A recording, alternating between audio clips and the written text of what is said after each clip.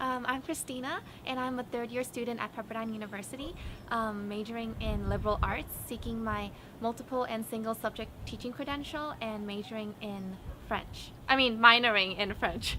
Um, so, in high school, freshman year, we had to all take language classes. So my sister was taking French, and I decided to take French because I wanted to travel to France one day. That was my reason, and I wanted to travel to Africa. And I knew French was a beautiful language, so I chose that.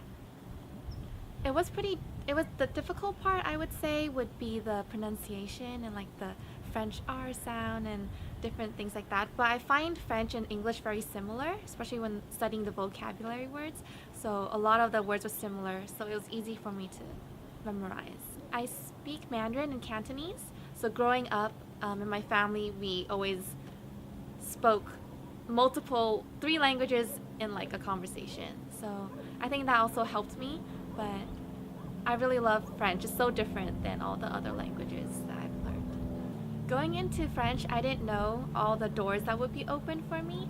For example, when I'm here in college, I decided to study abroad in Lausanne, Switzerland for the year. So I lived there for 8 months, and I spoke French in that city.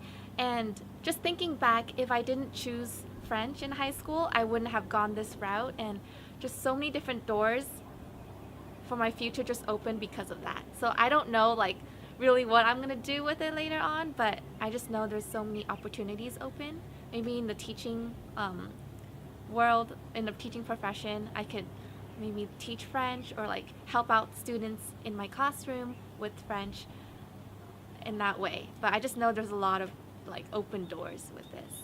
Yeah. It was different being in a country where the language spoken wasn't my most fluent language. And I know that in Switzerland they greet each other by kissing on both cheeks. So that was different for me. And I really love the culture, and I went to France before. And really that was like the best food I've eaten was the ones in France. I remember going to Paris, and I've always known like, oh, baguette, and like there's a lot of people buying baguettes in Paris, but it's true. Like in the mornings I'll see elderly folks like buying a baguette, putting it under their arm and just walking around. So just little moments like these